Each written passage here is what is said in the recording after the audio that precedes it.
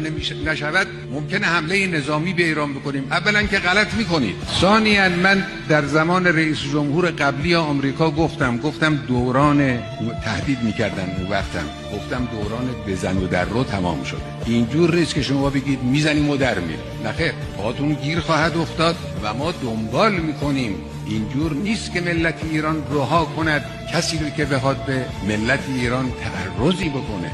ما دنبال خواهیم کرد.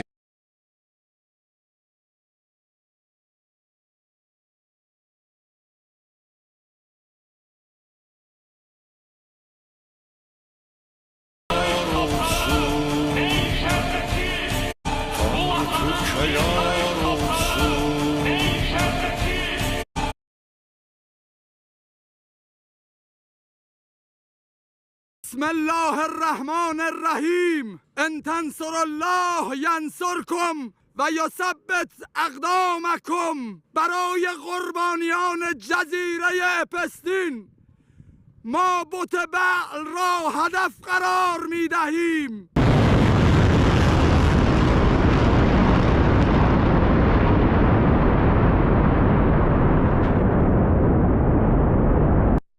بسم الله الرحمن الرحیم. ان تنصر الله ینصرکم و یثبت اقدامکم. برای قربانیان جزیره اپستین ما بت بعل را هدف قرار می دهیم.